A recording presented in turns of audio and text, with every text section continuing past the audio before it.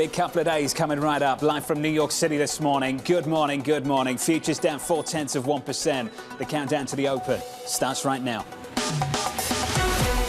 Everything you need to get set for the start of U.S. trading.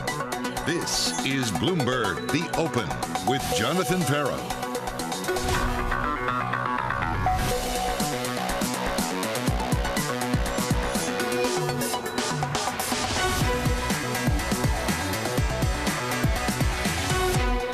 Live from New York City, we begin with the big issue, emerging cracks in the consumer.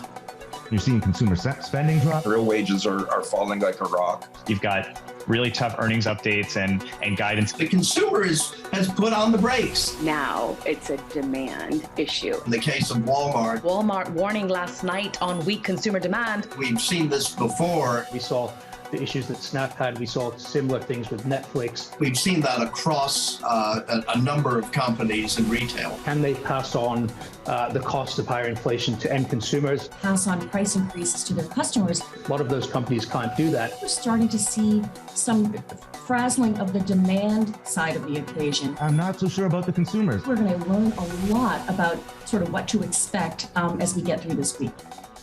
Walmart down 8% in the pre-market. Joining us now to discuss JPMorgan's Clinton Warren, JoAnne Feeney of Capital Advisors Capital Management. JoAnne, I want to begin with you.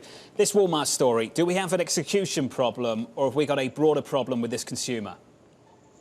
You know, John, good morning. I think a lot of folks are confused about Walmart. Think about who the Walmart shoppers are. They tend to be those really on strict budgets.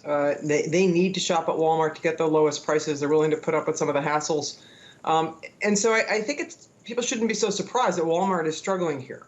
More than half their business is grocery, and the other side of the business is going to see a steep fall off as folks just shop for necessities. So you really have to understand that this demand impact of high inflation and falling real wages is really hitting the lower end of the consumer distribution. And those are the ones that primarily shop at Walmart. So they're going to be the ones tightening their belt the most.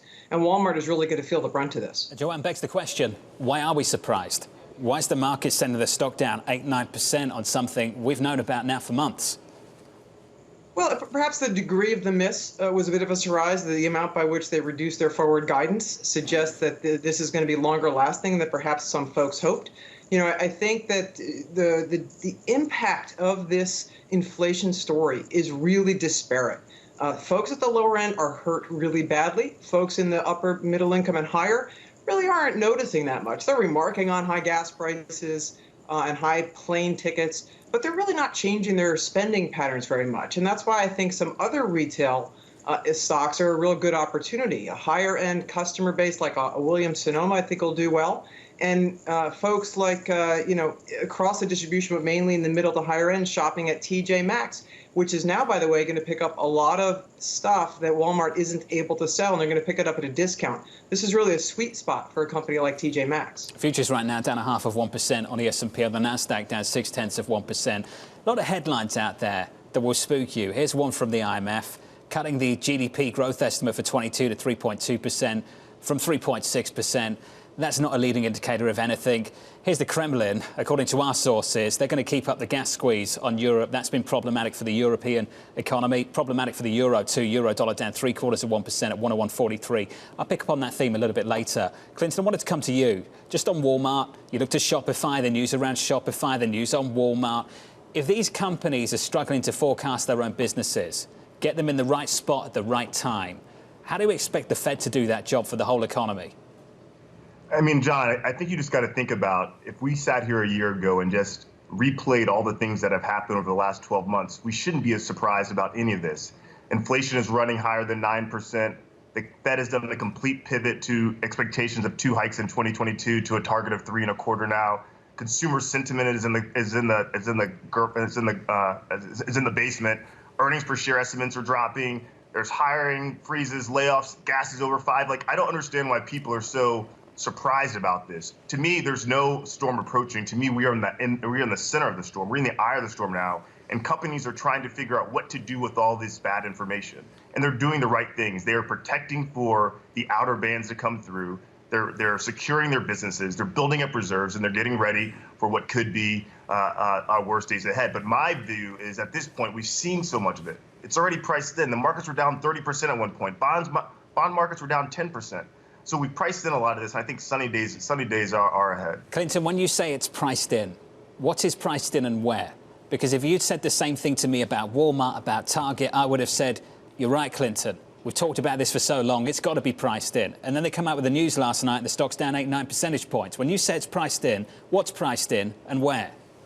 I think a lot of the risk of recessions are priced in. I think a lot of the movements that the Fed has made are priced in. I think you still will see some surprises from specific companies where people are just now understanding that, to your guest earlier point, that middle America is really feeling it. I mean, making decisions on whether to spend on gas or food or to buy some other clothing is really starting to hit consumers in their pockets. So I think the extent of these misses will make the market moves a lot, but people should not be surprised on a broader spectrum of what is going on in the market and the economy. I'm surprised they're surprised, and you're surprised too, clearly. Futures down 0.4% on the S&P 500, about 25 minutes away from the opening bell. This was a quote from the CEO of Walmart, Doug McMillon. He said this: the increasing levels of food and fuel inflation are affecting how customers spend. We're now anticipating more pressure on general merchandise. Let's get to Kelly Lies for more. Hey, Kelly. Hey, John. Well, as you say, Walmart has taken a big hit in pre-market trading on the back of this news, down about 8.5%. Remember back in February, they thought their earnings would actually be up about 5.5% this year. Then in May, they said actually it'll be down 1%. Now they are saying profits are going to be down as much as 13%. And the issue here, as JoAnne was alluding to, they cater to a lower end consumer. That's why save money is part of their slogan. And as that lower end consumer is spending more on gas, on food, on groceries, that weighs on those discretionary items, things like electronics or home furnishing or clothing, all of which are higher margin categories for a company like Walmart. And now Walmart has too much of that stuff. The demand isn't there to meet the supply, so they have to work down that inventory. That's going to mean price cuts. And while that may have some positive impact in the idea of cooling down inflation, it also has a negative impact in that it's going to crimp margins. And of course, that doesn't bode well for other retailers either, especially those catering to the lower end. We've already gotten warnings, profit warnings from Target twice this year. It is down in tandem with Walmart in pre-market trading, as are other stores like Dollar General, down about 4 percentage points. TJX and Ross stores both taking it on the chin as well before the bell, John. More earnings still to come. Kelly, thank you. On Thursday, I believe we get Amazon. Later after the bell, we get Microsoft. They're two names, JoAnne, you like over the long term. JoAnne, a question I've been asking this morning of a couple of guests, I'll ask it of you. We've seen a few of these big tech players come out and reduce their hiring intentions, basically pull in job openings, reduce their hiring intentions for next year. Do you expect that conservative stance on hiring to be reflected in the guidance we get offered through this week from those big names? Things they know investors are looking for is, can they protect their margins? And so I think it's prudent, given all the hiring that has taken place over the last 2 years, as those companies were in the eye of the storm in terms of serving the world as everybody went remote. They did a lot of hiring. They probably got some people and jobs that they need to rearrange. So there's probably room for them to rearrange folks within the company without hiring new people. So it's not surprising that they're going to slow down hiring. And also that's going to enable them potentially to protect their margins. They're in a part of the economy, though, that has strong secular growth. We know the cloud infrastructure has to be built up further in order to handle all the business around the world. So that's one of the reasons why we like them as long-term investments. And we think they're going to be more resilient than a lot of other names out there. So, yeah, I would expect them to talk about the slowing in hiring, but also to reinforce the view that they're still expanding in terms of their capacity to serve their customers and build out the big data centers that cloud computing really needs right now. JoAnne, how much cyclicality do you think is in a name like Amazon? When you made that description just then of why you're in those names, I heard Microsoft. I wasn't hearing Amazon. What is it about Amazon? Yeah, sure. I mean, Amazon obviously also has a retail side of the business, but a lot of that has been discounted. A lot of folks have already built into their numbers a pretty steep drop on the retail side. And so some folks are even saying that the value on the retail side is almost de minimis right now in terms of how the stock is trading. And when you look at the growth potential on the cloud side of the business, that really does justify a pretty steep increase in the multiple on Amazon, I believe, over the next couple of years. So I think a lot of the risks to the retail side of Amazon have been priced in to a question you were asking earlier.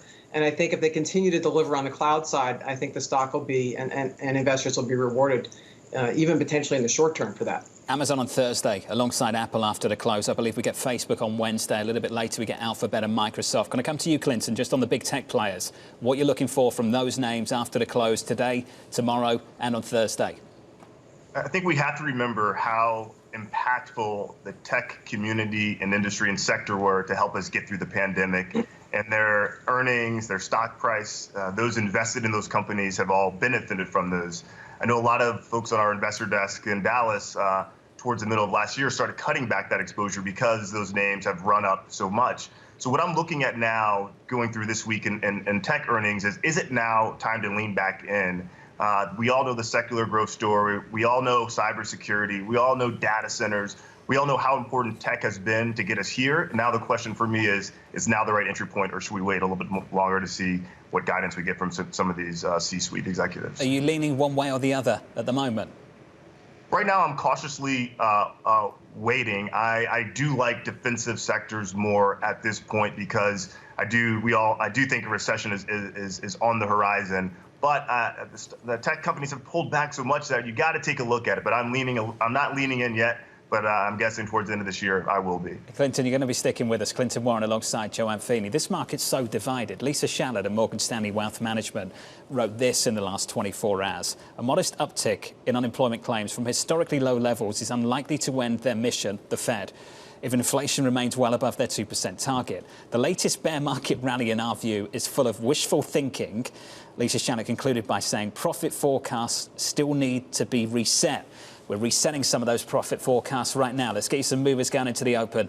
Back with us, here's Kaylee. Well, the big profit forecast being reset again for a second time is, of course, Walmart. John, that stock absolutely cratering in early hours, down about 9%, which would make the worst day for the stock since its previous guidance cut back in May. And, of course, it's taking other retailers down with it, including Shopify, which already was lower on the day. That move has now been accelerated on news that they are laying off 10% of their workforce, roughly 1,000 people, most of them in recruiting, support, and sales. The CEO saying in a memo, ultimately placing this bet was my call, and I got it wrong. The stock down 13% as a result. The more positive stories out there, though, in regard to earnings, some of them from 3M. That stock is up about 5% after saying it will split off its healthcare unit. So that's overshadowing the fact that the sales forecast was a little light due to the stronger dollar and macro uncertainty. And finally, GE is higher as well. Profit came in double what analysts were expecting. Positive free cash flow surprise as well. It's aerospace really providing the big boost. Those orders up 26%. So the stock getting a little bit of a lift before the bell, John. Kelly, thank you. Coming up, the exciting stuff, debating definitions, a technical recession, why it isn't a real recession. I don't think we're going to, God willing, I don't think we're going to see a recession. That conversation up next.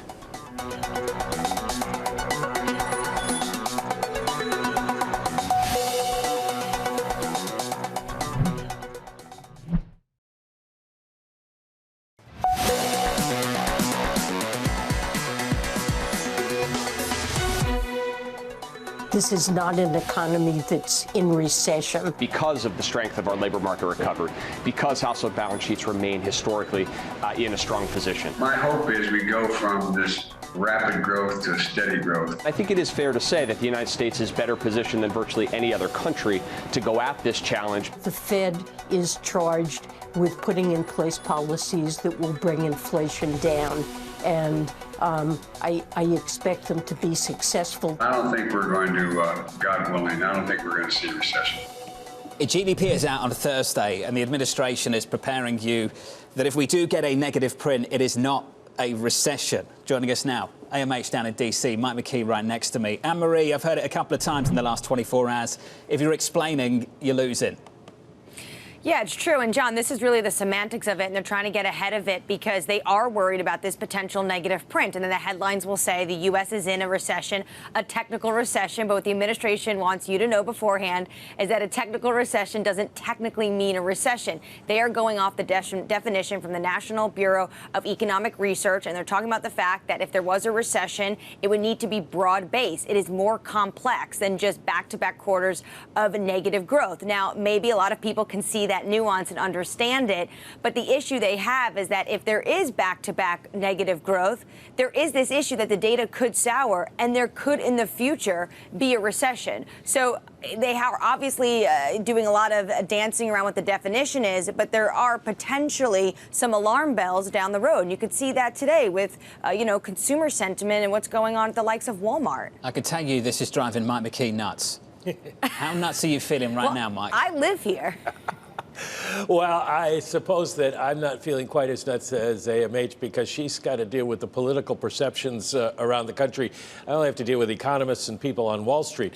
And at this point, the political perceptions are going to be the hardest ones to sell. As she was saying, you look at what's happened in the past and the two quarters of contraction thing, it's going to be pretty easy for Republicans to make this case because we've never had a recession that did not, we've never had 2 quarters of consecutive contraction that was not in recession. We have had, however, recessions without 2 quarters of contracting growth. So it's hard to say that this technical recession may not be a recession in people's minds.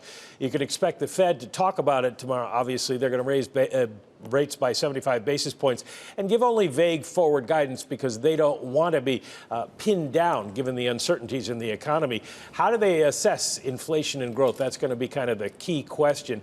But will anybody pay attention out there in political land?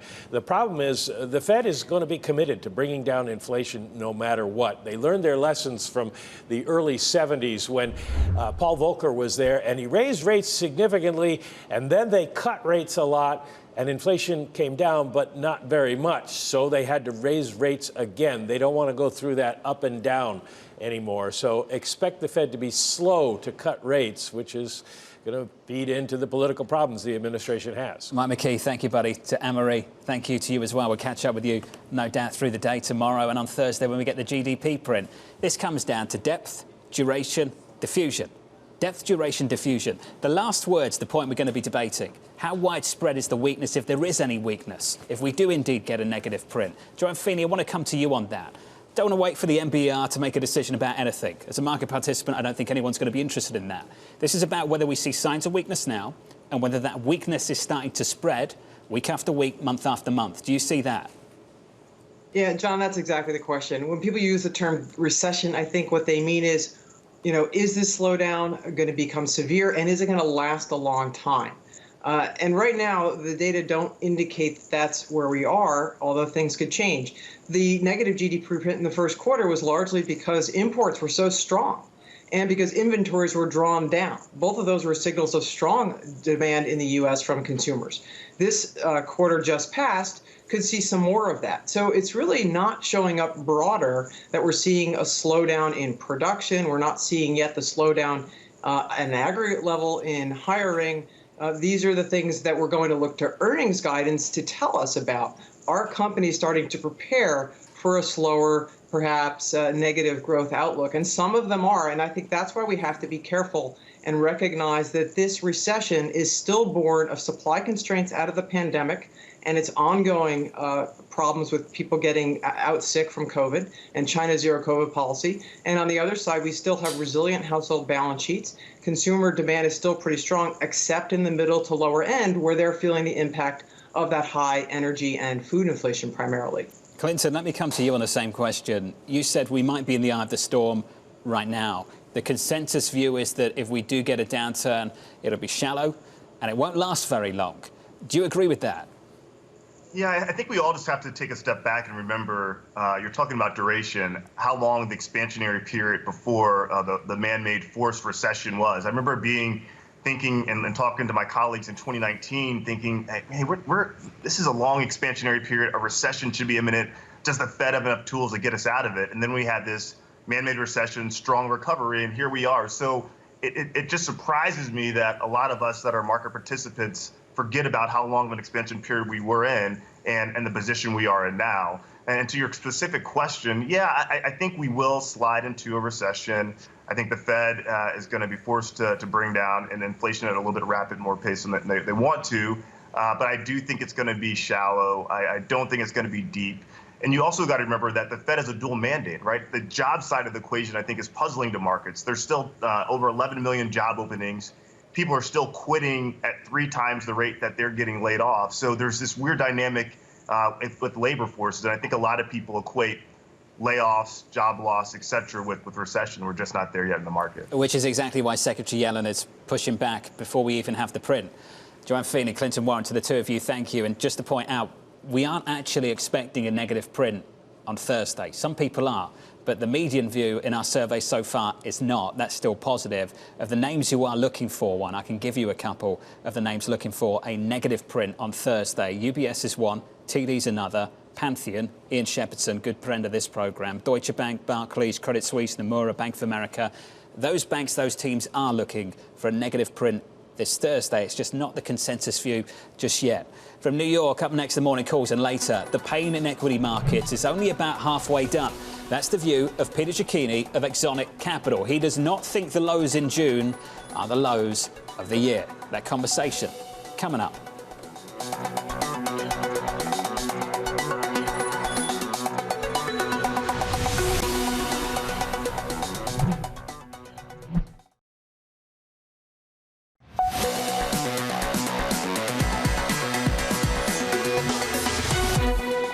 Walmart gave sentiment a smack in the face this morning, and the IMF just piled on. Equity futures down 0.5% on the S&P 500. We'll talk about the retailers in America in just a moment. The Nasdaq down about 0.6%. Need to talk about Europe too. Euro dollar deeply negative through much of this morning. You see it there. We're down 0.8%. A weaker euro story.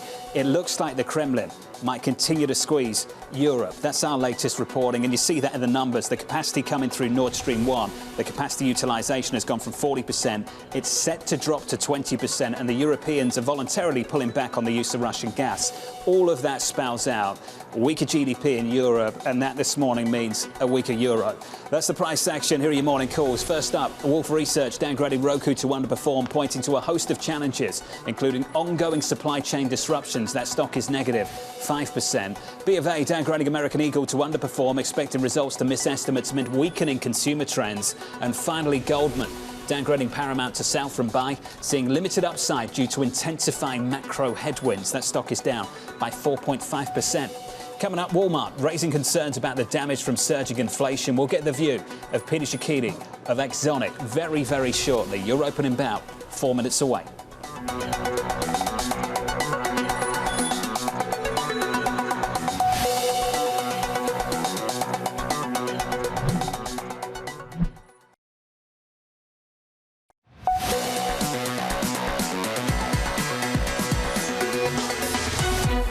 Busy couple of days coming up from New York City this morning. Good morning. Going into the opening bell, equity futures just a little lighter, softer, lower, negative 0.5% on the S&P. On the Nasdaq 100, we're down 0.6%. The small caps on the Russell doing okay, down 0.4% going into the opening bell. There's your opening bell. Switch on the board and get to the bond market. I'll bring you the opening price on Walmart in just a moment. Yields in 7 or 8 basis points.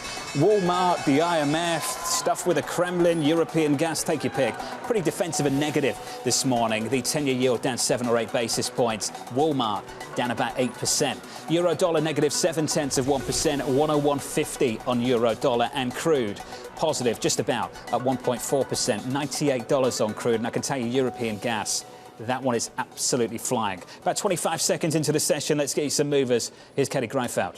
John, it's the story of the morning. You've already talked about it. Walmart shocking yesterday with a guidance cut weeks ahead of their earnings report. Of course, all that comes back to those inventory pileups, a sign that maybe inflation really is hitting demand. And that's a problem for UPS as well. It reported that delivery volume dropped more than expected last quarter as those higher costs translate to fewer packages ordered. You have UPS down almost 5%. Coinbase, too, also under pressure. That's after a Bloomberg News exclusive that the crypto exchange faces an SEC investigation as to whether it offered unregistered securities to trade. That's typically a bad thing. Coinbase down over 8%. And John, let's end with a gainer. You do have Archer Daniels Midland. It posted records profits. That was thanks to tight grain supplies, of course, due to the Ukraine war. But that stock up about 4% or so. Katie, thank you. If the SEC comes knocking, it's typically not a good thing, as you know. I like that.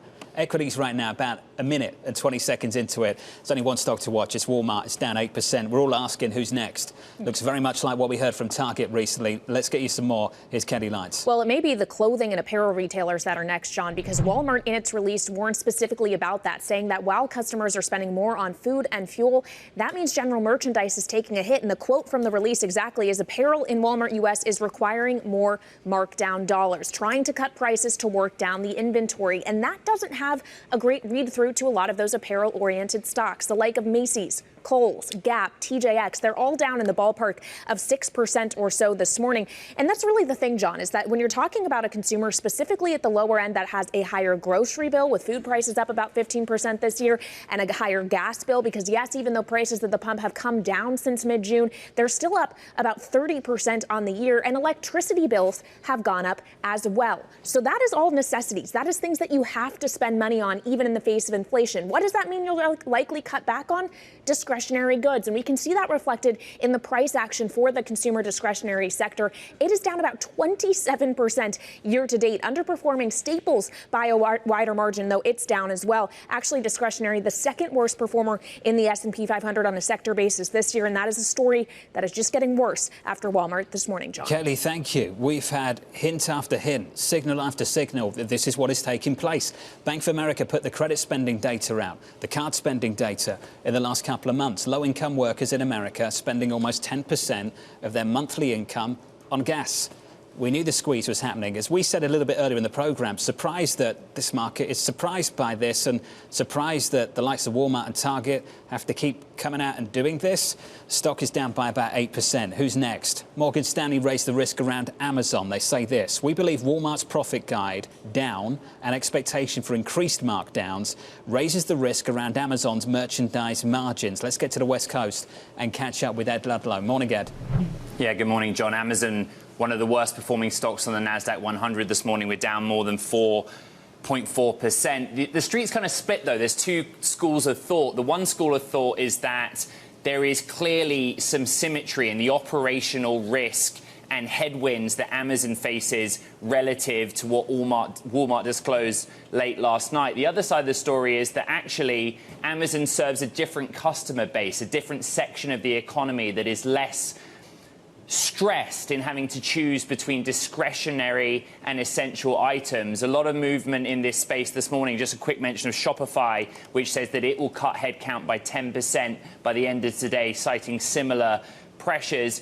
There's also the Amazon Prime Day effect. Remember, Amazon Prime Day was only 10 days ago, right at the start of the third quarter. There is a feeling then that later this week, when Amazon reports second quarter earnings, that sales may have been impacted because the savvy Prime Day shopper was waiting for that event rather than spending in the second quarter. That's that insulation that I was talking about, particularly Bloomberg Intelligence beating this drum, saying that actually you have higher income client base that shops on Amazon Prime. They won't be as worried about what we're seeing. But that pull forward or push back effect from Prime Day is really interesting. John, I'm not sure what you bought last couple of weeks, but Prime Day was a really nice shopping event for me, and it was well worth the wait. Thank you, Ed. Thanks for sharing that personal story. What else did you buy? Do you want to tell me, since you seem so excited about that moment?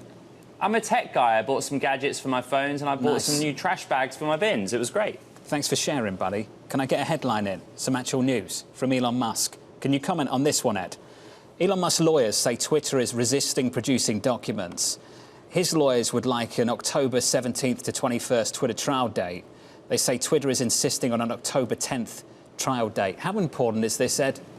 Yeah, important. I mean, remember that originally the Musk camp was pushing for a February 2023 date. The Twitter camp were pushing for a September date. The judge said, you can do October, and between the two of you, I want you to go away and sort out on which one. The Musk's camp argue that they need every day they can get to pass over a large volume of data, which Twitter either is or is not putting forward. They're kind of contradicting themselves, because Musk is saying, on the one hand, you're not giving us what we want in terms of being able to evaluate the level of bots on the platform. They're also arguing they don't have enough time to assess what they are being given. And Twitter's argument in the middle is, we've given you everything that's available, and much of what you're asking for, private or third-party data, doesn't exist and is not possible to evaluate the level of bots on the platform through a third party anyway. So we seem to be moving towards a middle ground, but this was expected because the judge told the two parties to sort them out amongst themselves. Ed, thanks a lot, mate. We'll catch up with you soon on that story and your shopping another time. Ed Ludlow on the West Coast. And more stories than one. Here's one for you. Shopify. Just trouble in retail and e-commerce. Shopify down and down hard. You saw their plans to cut staff. Never headlines you want to see, really. This from Walmart, obviously. They're down and down hard after cutting their profit outlook. Earnings from them were meant to come in the middle of August alongside Target. You wonder if we'll hear from Target before we get those earnings too. Axonic's Peter Cecchini has this to say. While positioning as softer economic data might support a bear market bounce through summer, the valuation adjustment for equities is perhaps only about halfway complete. Even an unlikely dovish Fed pivot can't do much now to prevent a recession. Pete, I'm pleased to say, joins us now. Pete, let's start there. Why can't a Fed pivot right now do much to prevent a recession? Well, good morning, John. Great to be on again. The adjustment to equity valuations occurred first and foremost through PEs as a function of the Fed pivoting towards what it finally admitted was non-transitory inflation. And that adjustment has, I think, been made for the most part. Rates fall, in fact, has come in a little bit if we look at the MOVE index. And fortunately, for example, the 10-year yield is now closer to 270 than 350. The next leg, though, is the other impact that inflation has on the real economy. So the first transmission mechanism is through capital costs and PEs, lower PEs. And the second mechanism is through margins. And we're just now seeing that. And in fact, we're now seeing companies react to that, which means that inflation will likely remain a bit sticky because the consumer has yet to see price increases by companies like Kimberly-Clark and the like. So that's the second leg, in my view, that the second catalyst, in my view, that will drive equities lower. Pete, is that a broad-based equity story or concentrated in a particular industry? Yeah, clearly this is an environment in which,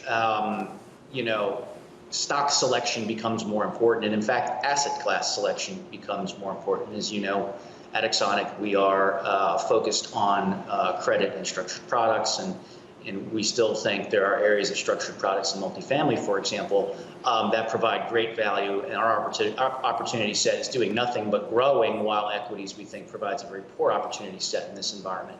Within equities, I would say that clearly energy, still think, even though it's corrected recently, is an interesting place to be. You called out natural gas earlier in the program.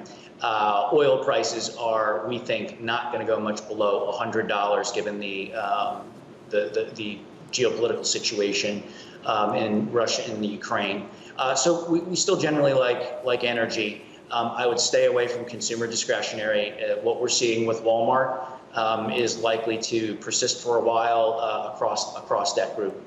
Pete, just how unusual would it be to have energy names perform well and outperform, relatively speaking, in a recession? Yeah, look, it would be unusual because eventually what happens, right, is that the consumer just taps out eventually and travels less, and that demand elasticity affects energy names just as it affects the rest of the market, right? And that's when correlation picks up. I don't think we're quite there yet, and in that note, I mentioned that we could see a bit of a bounce through the summer simply because 10-year yields have come in, and that part of the de-risking in equities, I think, is complete. That said, again, margins and earnings are the next shoe to drop for equities. But I agree with you. Energy is not a forever trade in a recessionary environment, and so one needs to stay nimble and exit that trade before that next shoe drops. People itching to get into the so-called defensiveness, resilience of some of these big tech names, which just spit out cash every single quarter. Pete, this time around, are we underestimating the cyclicality? Just pockets of cyclicality in some of these big tech names. Can they deliver that resilience, that defensiveness in a lower growth world? Yeah, well, I think there are two things to consider. Number one, the valuations coming into this correction were quite high, excessively high. And that was partly a function of the fact that people were buying these stocks and flows into big tech were considered defensive, especially when $6 trillion of stimulus was filling people's bank accounts. That tailwind, if you will, has waned. And in fact, one of the things that I continue to try to correct is this idea that there's $2.5 trillion of excess savings in the system. If you look at personal savings, and you can do that on the Bloomberg terminal, we can see that it fell to $800 billion and is now back to $1 trillion because of tax reimbursements. But that was $6 trillion, and a lot of that was going into big tech on this, this story that the way people work was going to change forever. And I think we're seeing now that that narrative is changing. And many narratives have changed, right? There was no leverage in the Bitcoin ecosystem. Well, that ends up not being true. So I think a lot of the narratives around big tech and emerging tech have now proven false. Pete, have you ever heard of Apple cutting prices on top-tier iPhones? Pete, what did you make of that? That does not mean they haven't, but I certainly have not. And I do think, John, that is telling, and that's clearly why you bring it up. Does that speak to weakness in China or weakness for the whole company? Well, this is interesting. I obviously don't know the answer to that question. However, one of the things that happens in an inflationary environment is that eventually it tilts to a disinflationary and perhaps even a deflationary environment through the demand elasticity function, right? If prices go up enough, people just stop buying and volumes fall. And that leads to companies eventually moving from price hikers to price cutters. I don't know if that's what's happening here or if this is something idiosyncratic to the geographic mix at Apple. But I would suspect that's part of what's happening because that is, to my mind, a luxury item. But that's coming from a guy who has a Samsung, so maybe I don't count. That's certainly happening with general merchandise anyway, and you can see that in Walmart. They're telling us that. Peter, great to catch up. Peter Cecchini, awesome as always. Walmart down about 7.9% in early trading. The broader equity market lower too. On the S&P 500, we're down by about 5 or 6/10 of 1%. The Nasdaq underperforming. That's down 1%, negative 1% on the Nasdaq. Going into these earnings a little bit later. I'll repeat them again. Alphabet and Microsoft after the bell later. Tomorrow, Facebook, still can't call it Meta. Then on Thursday, Apple and Amazon. Coming up, Speaker Pelosi's potential Taiwan visit, stoking US-China tensions. The administration routinely provides members of Congress with information and context for potential travel, including geopolitical and security considerations. Members of Congress will make their own decisions. That conversation up next.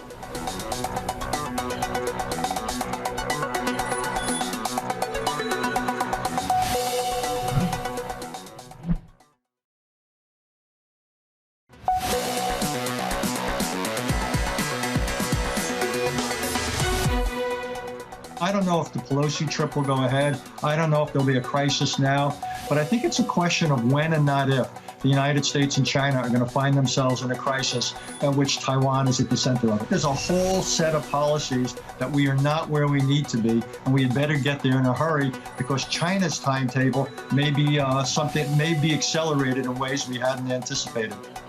Speaker Pelosi's potential trip to Taiwan adding to US-China tensions. China's foreign ministry spokesperson saying the government will, quote, take firm and strong measures to safeguard our sovereignty and territorial integrity.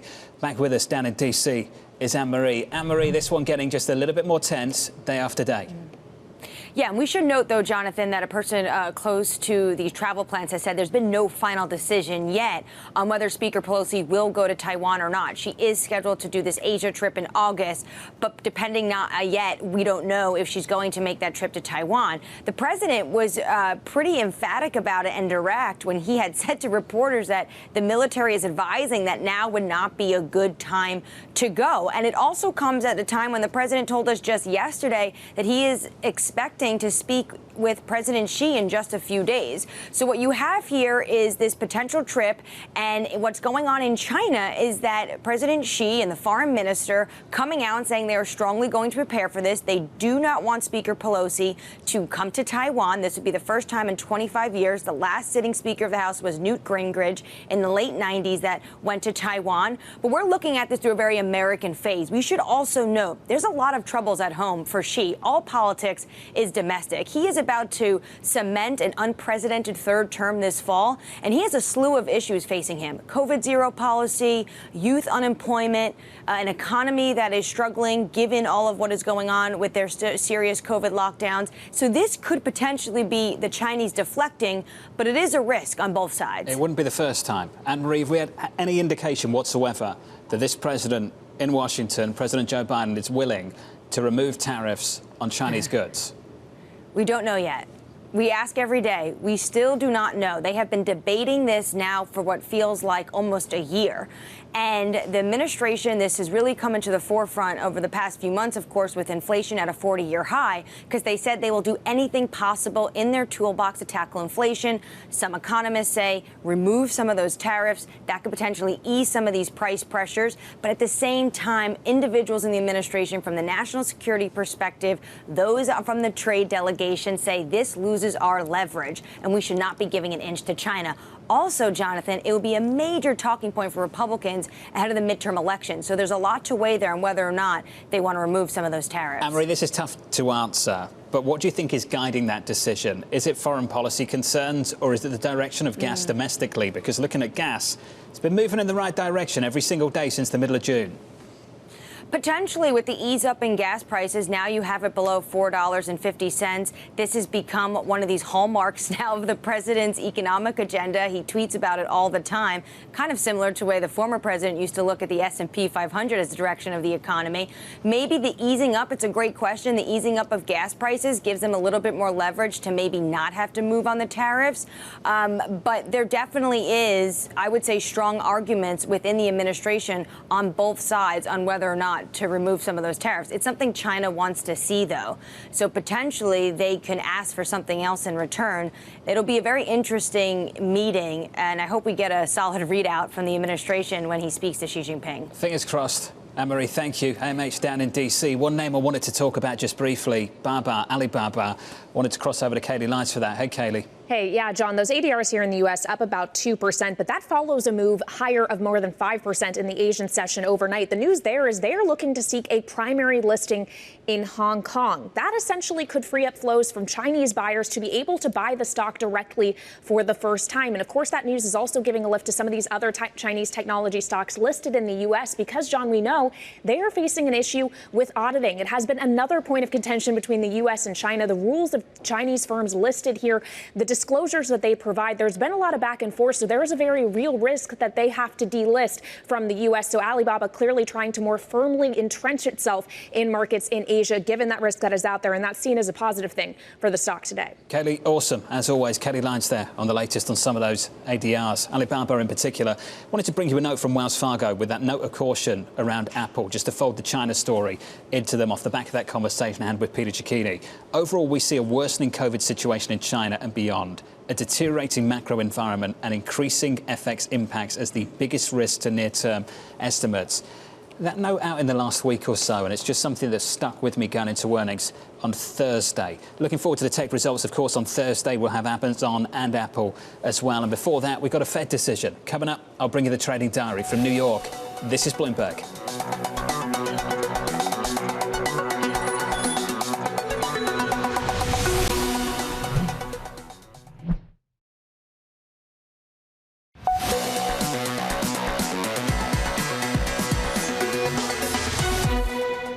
25 minutes into the session, your equity market pulls back, down 0.6% on the S&P. On the Nasdaq, we're down about 1%. You know the big tech earnings story a little bit later after the close. We'll hear from Alphabet. We'll hear from Microsoft as well. One story I wanted to talk about briefly is just the euro dollar, deeply negative and down about 0.8%. Clearly, the Kremlin putting on the squeeze a little bit. Our reporting suggesting we're going to get more of that, and the Europeans need to cut gas consumption. We're going to have a tricky couple of months in Europe. We all know that. And the European currency, the single currency, taking it on the chin right now at 101.34. That's the price action. Here's the trading diary. What you need to be watching: President Biden meeting with the chairman and principal owner of the SK Group at 2 p.m. Big tech earnings kicking off with Alphabet and Microsoft after the close. The Fed rate decision and Chairman Powell news conference Wednesday. US GDP and jobless claims on Thursday, followed by earnings from Apple and Amazon. We round out the week on Friday with PCE, UMich Consumer Sentiment Survey, and a ton of data on both sides of the Atlantic too. From New York City, thank you for choosing Bloomberg TV. This was the countdown to the open. This is Bloomberg.